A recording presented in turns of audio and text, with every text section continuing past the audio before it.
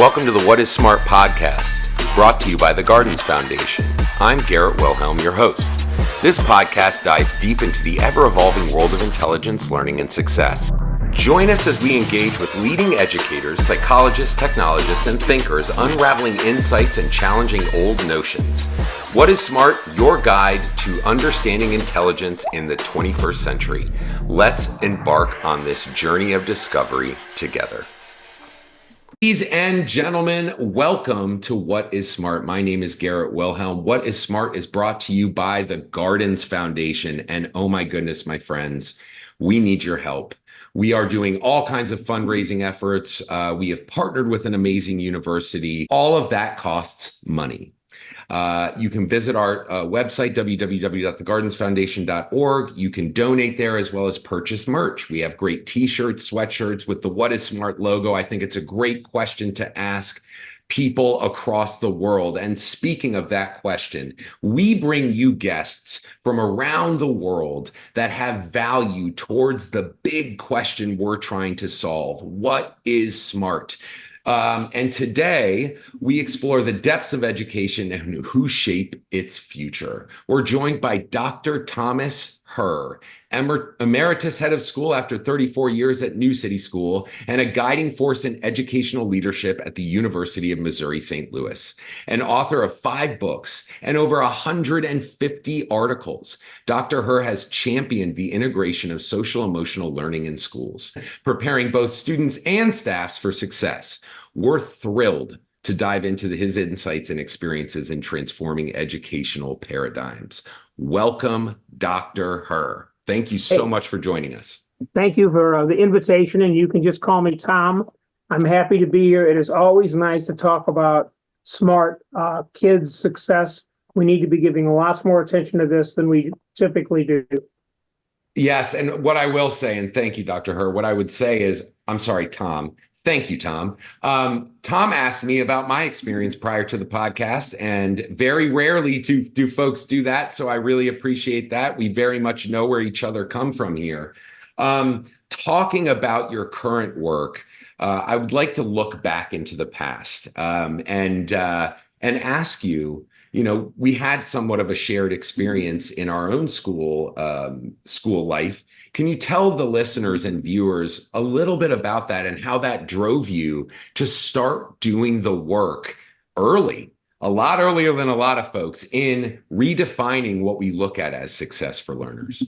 Yeah, let me begin with my career, and then I'll back up and then move forward, if you will. I was a public school principal, and then I led the New City School, an independent school in St. Louis, Missouri. As you noted, for a long time, we implemented the theory of multiple intelligences. We were the second school in the country to do that, and I'll come back to that. But preceding all that, as a student, I was one of these kids, not unlike you, where everybody said great potential, but what that always meant was it was followed by, but not really performing well. So I was a kid who never lived up to my potential, whatever that was. But the message that I left school with, I think, is that there's a better way to educate kids. Without abdicating any of the responsibility, I wasn't a particularly good student. It was my fault. I came away thinking school should be organized differently. So when I arrived at the theory of multiple intelligences, all of a sudden it clicked. Here was a different way to look at student potential, a different way to look at curriculum, assessment, a different way to think about how a school should be organized to help students learn.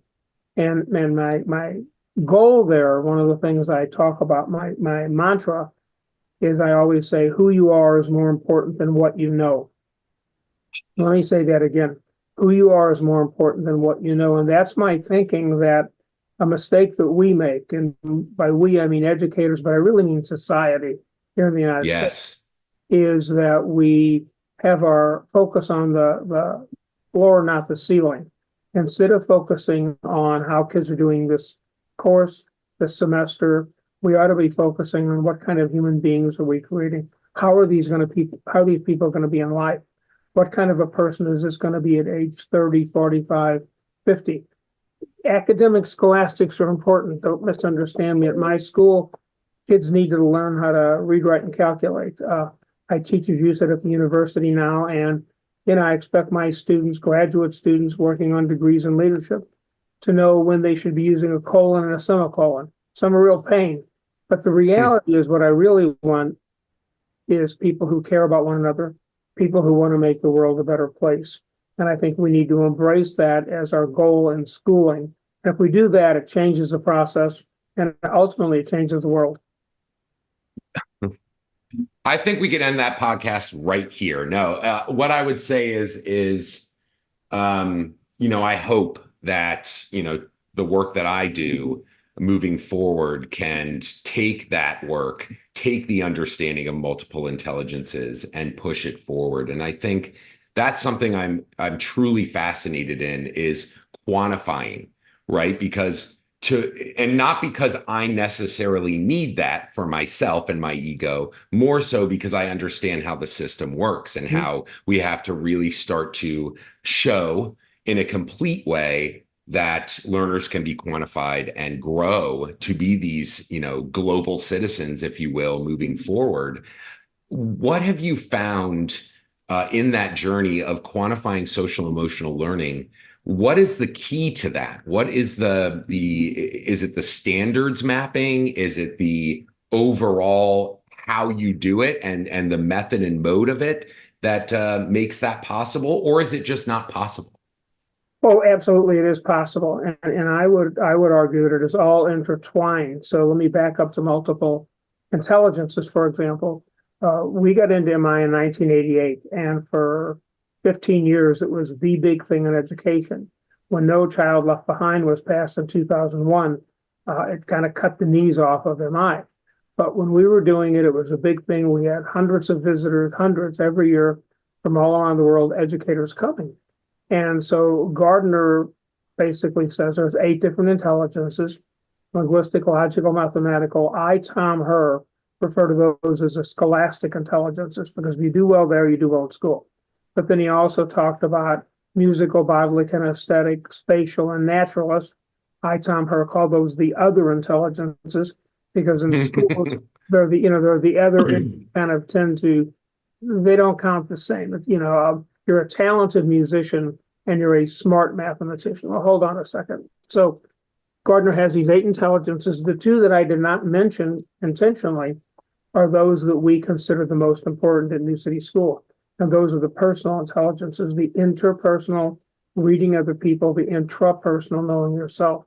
When we got into MI, and this happened with the faculty committee, it wasn't a Tom Hoerr decision. It was a collaborative decision. I read Frames of Mind, said to my faculty, this is really a cool book, I think, with implications. Who'd like to read it with me? And about a third of the faculty said, yeah, let's do it. We met a couple times in spring. We met over the summer. I provided snacks and the books, and we talked about it. As we investigated MI, we took turns presenting chapters, and the teachers who presented a chapter used that intelligence in presenting. So when we read about the musical intelligence, they presented it to us musically. The logical mathematical chapter, I remember, was done in puzzles. And it was a wonderful experience to show how MI could help us learn. Candidly, Jared, it was a humbling experience too, because whatever my intelligences are, they're not pervasive across the intelligences. And so I was sitting here experiencing what kids often feel in school. This doesn't work for me. So that was a nice reminder. But we quickly arrived at the personal intelligences are the most important. So to come back to your question, what did we do with it? Grant Wiggins, who was a wonderful educator on assessment, passed away probably a decade ago, had a great line: what you value is what you measure. What you measure is what you value.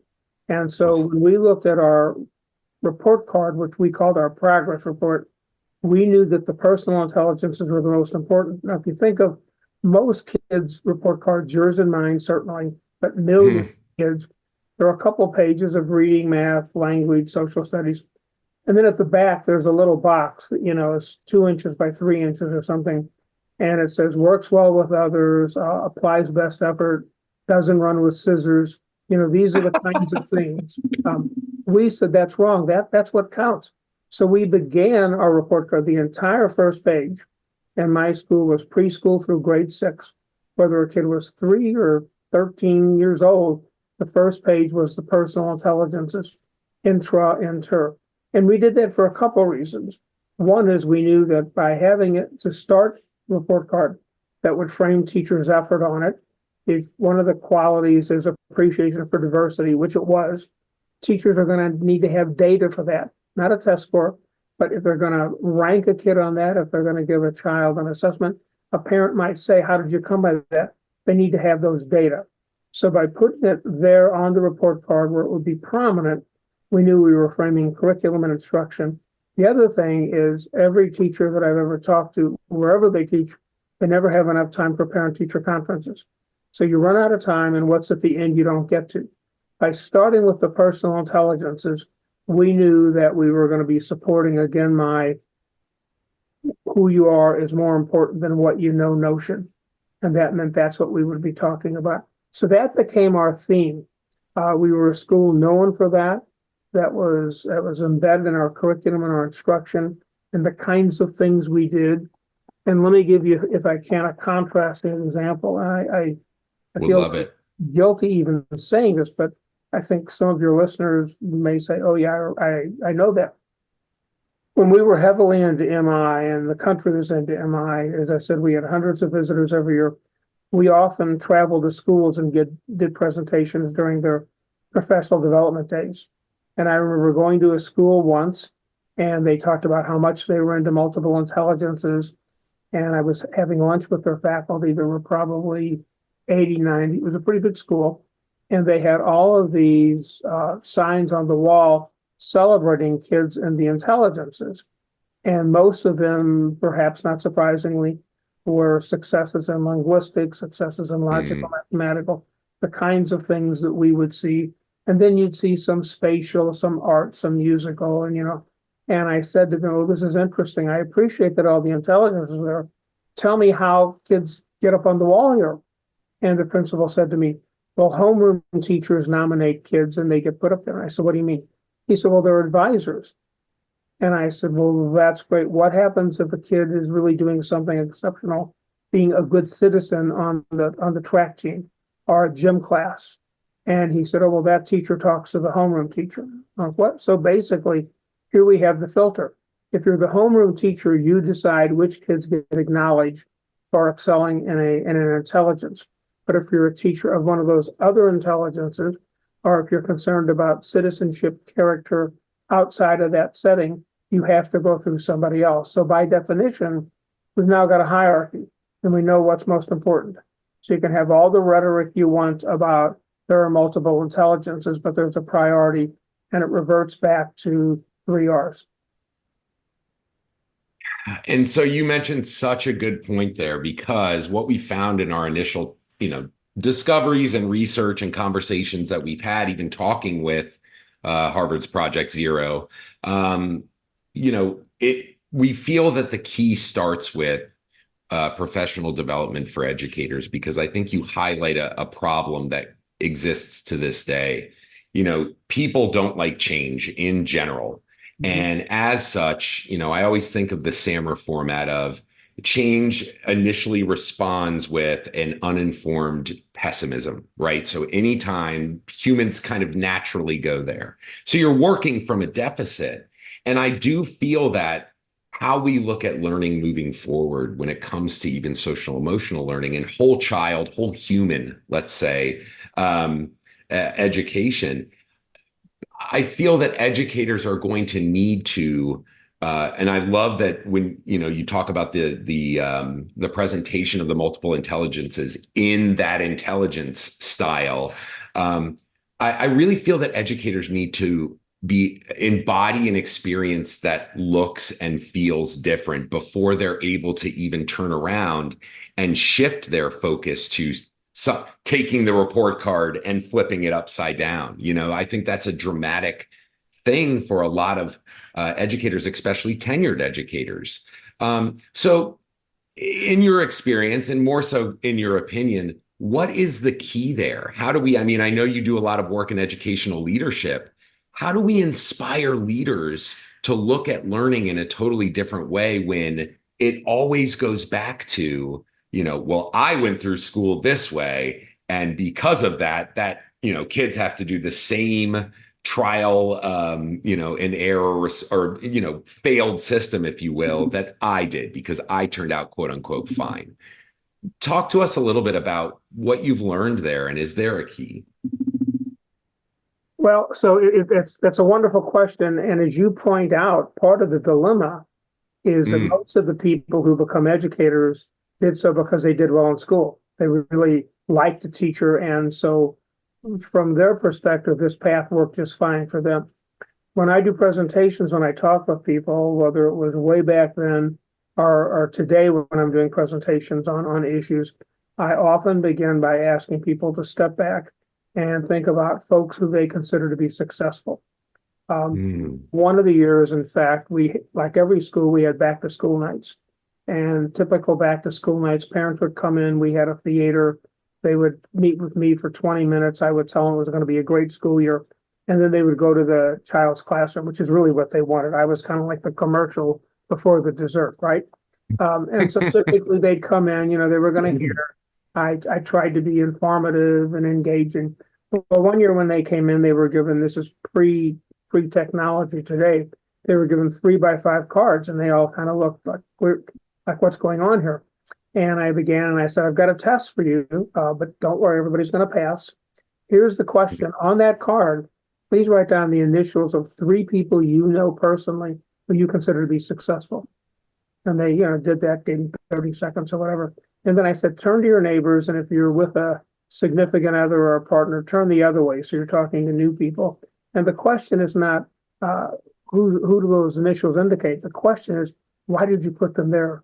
What are the criteria? What skills, qualities do they have? Well, it was a great question because I had trouble getting people to stop talking. And after they had done that, I came back and said, tell me what you heard, what you said. And so, people would raise their hands. And basically, they talked about the kinds of things when I say who you are is more important than what you know. That was what they were talking about. They were talking about kids who were confident, kids who had respect for other people, kids who were tenacious, kids who had grit, kids who were caring. Now, to be fair, kids in my school generally did well on the scholastic. So they didn't need to say reads well. They kind of assumed that. But what I had done by my question was get them to focus on what you and I have talked about. What's the ultimate goal? Good people. Well, so that was very effective then. I do that today in my graduate class, University of Missouri, St. Louis. I'm teaching prospective school leaders. These are mostly people working on a master's degree, occasionally a doctorate, working on certification. And one of the things I talk about a great deal there is the culture of a school, classes, mm. school culture. What does that mean? What are the messages we give to kids? So, for example, I'm getting way off track here, but it's going to come back and tie I in. love it. I've written a lot, and part of my problem, like most writers, is I think everything I write is good. So I've got to be very discerning. I wrote a column for 14 years in educational leadership called The Principal Connection. And after the first class, I give them an article to read that I wrote 900 words. And basically it's titled, What Does Your Restroom Say About Your School? And it is really a shock to these people. Often they've been working in schools for years. Sometimes they've not gone in the kids' restroom. More Hmm. often they go in the kids' restroom and they say it's deplorable and, that's the way life is. And I'm saying, hold on a second. What's the message here? What are we talking about? What's the culture? We talk about respecting learners. Do you really respect learners if their restroom is one that you wouldn't use? And so that leads us into stepping back and looking very pragmatically at how Yeah. schools should be organized. The restroom is kind of the Rosetta Stone, if you will. Let's come back and let's talk about professional development.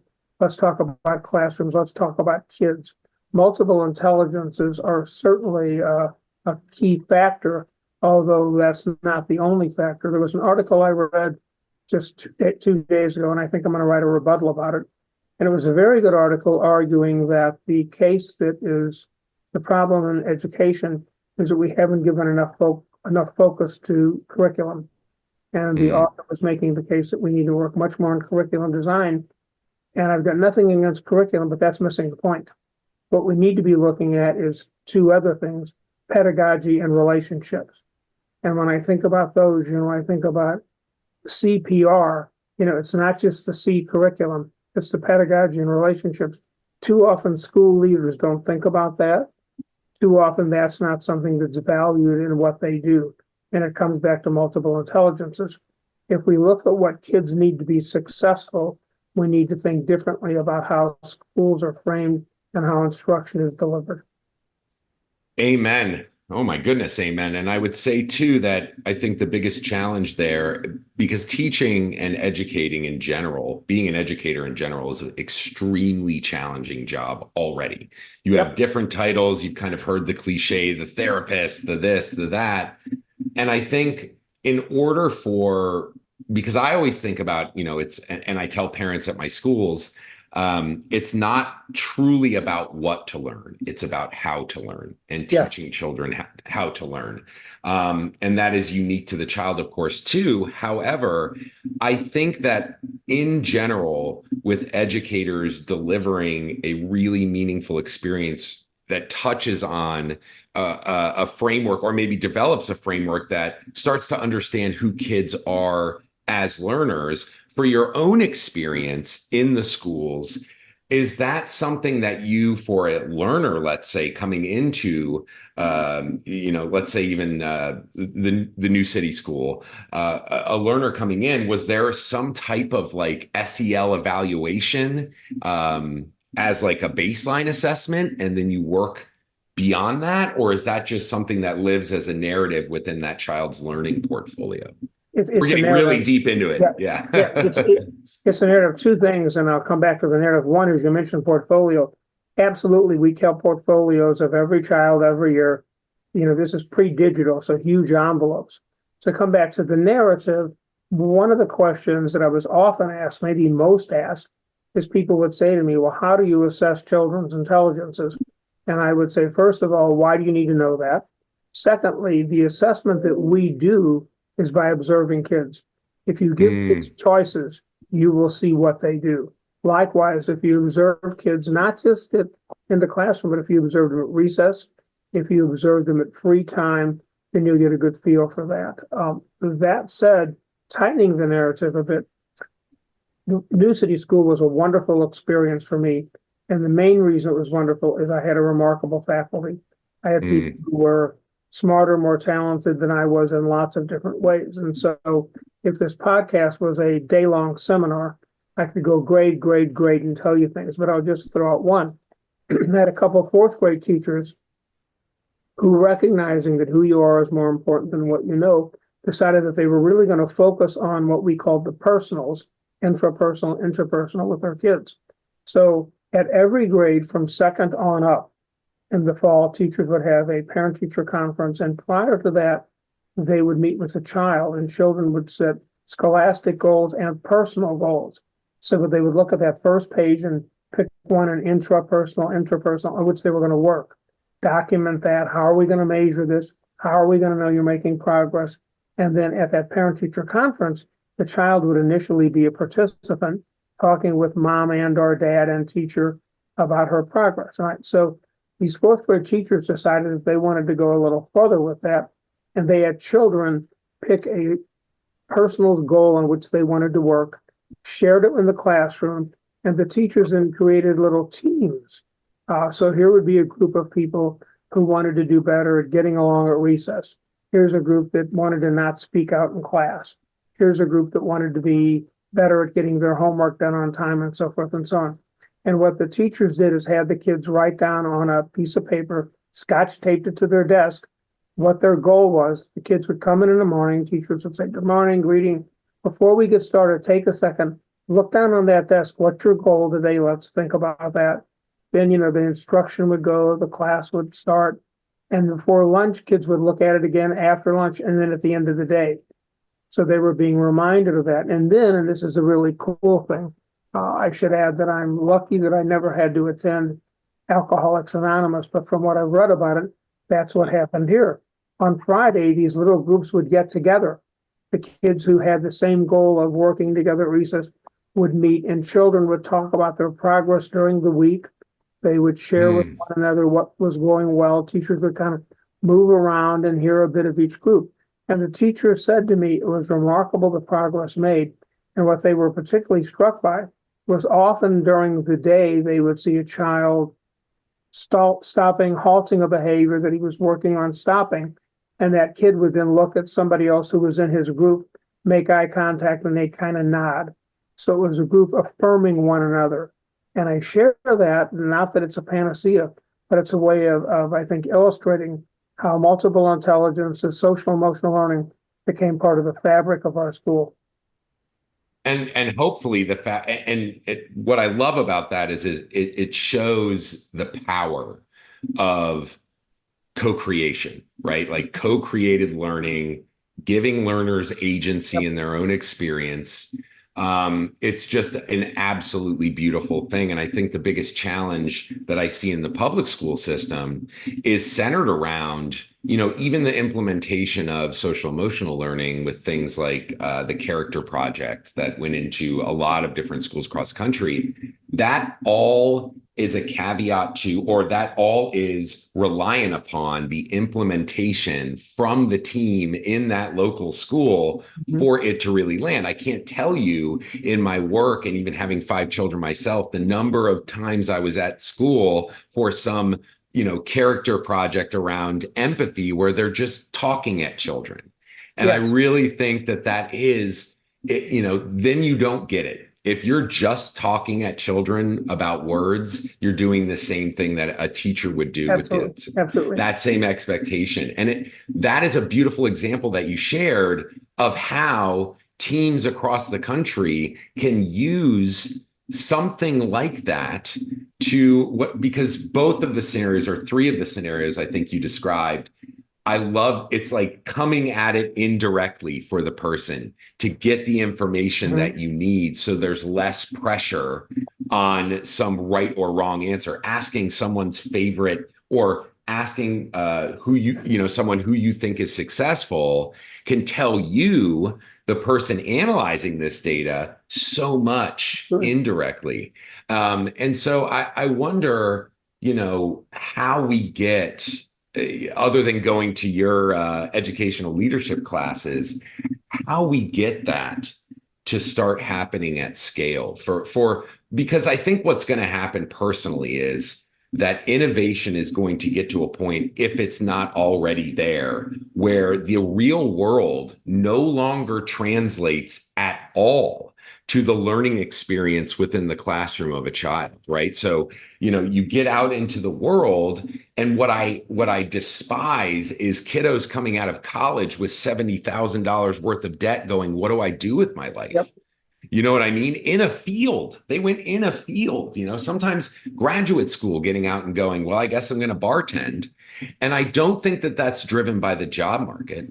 I think it's driven by children their intrinsic motivation being squashed and being put into these little boxes of what is possible. I think the best learning experience as an entrepreneur I've ever had has been the knowledge to know that I don't need to fall into that path.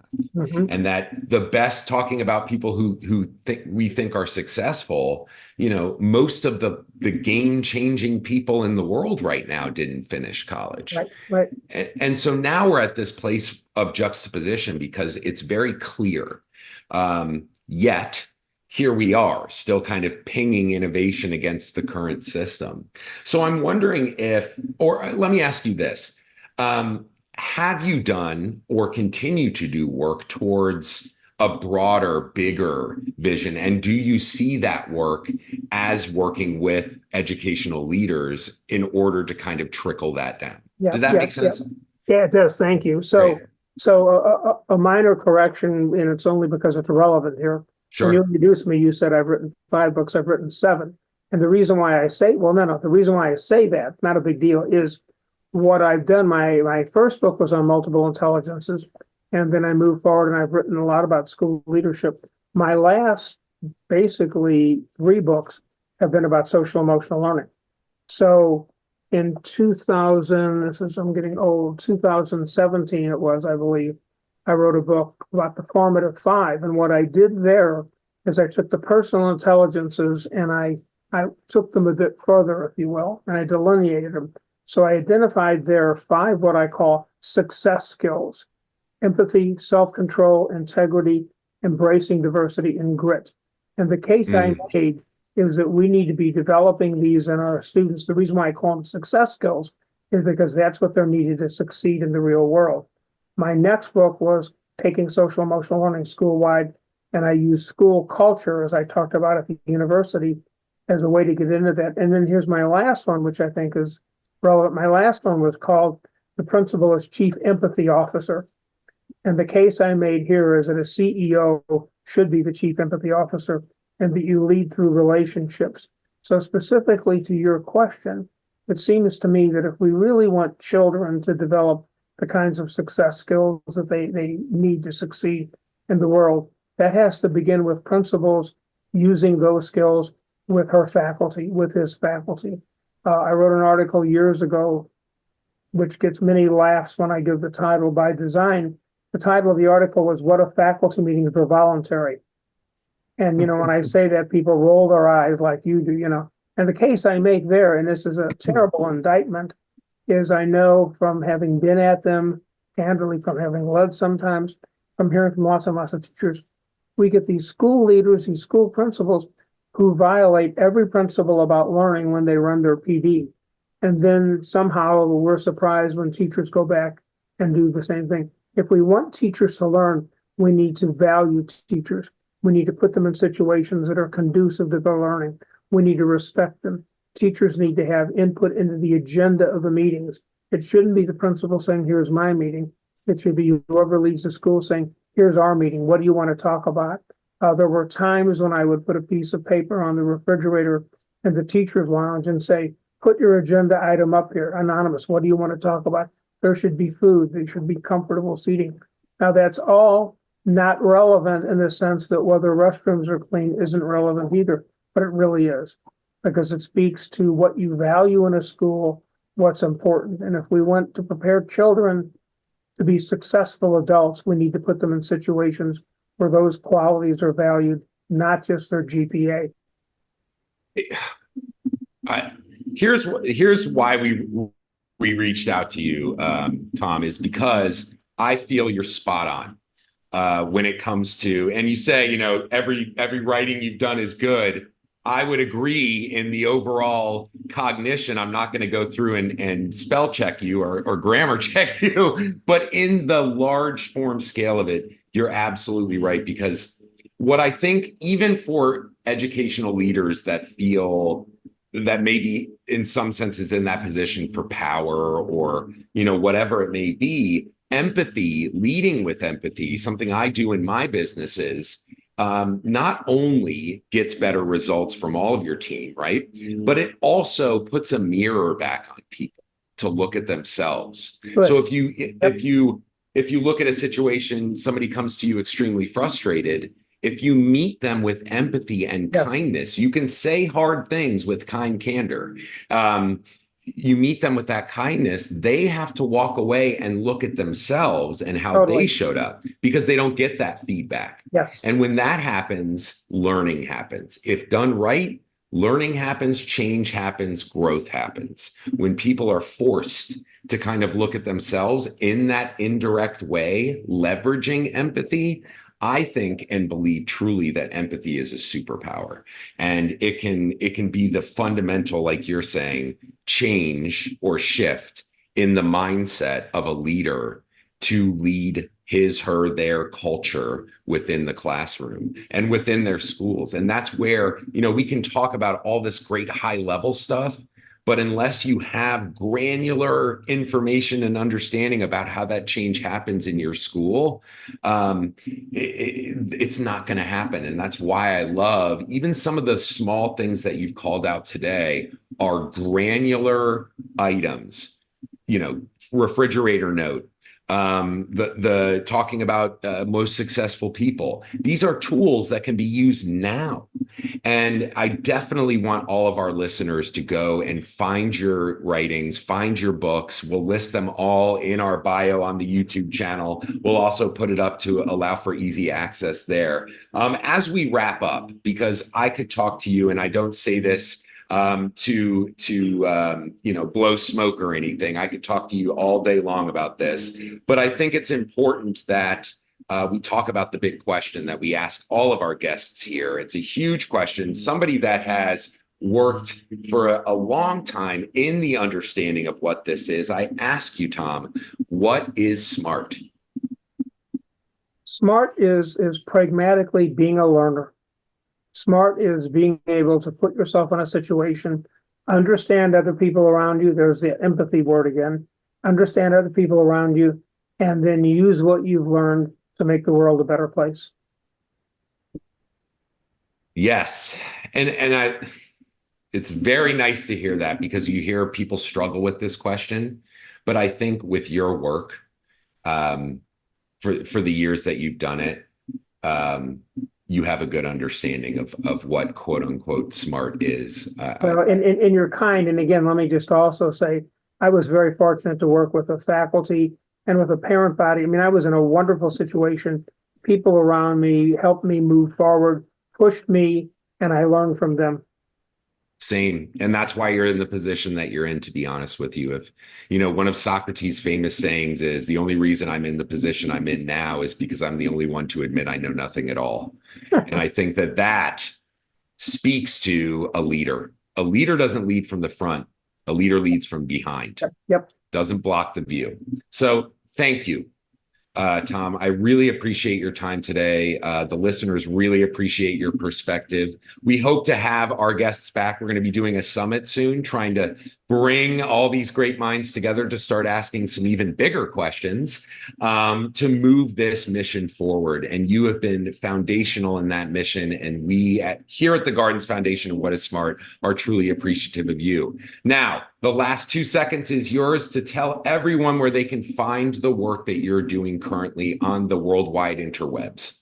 My website is Thomas R. Hoerr, Hoerr. Again, thomasrhoerr.com.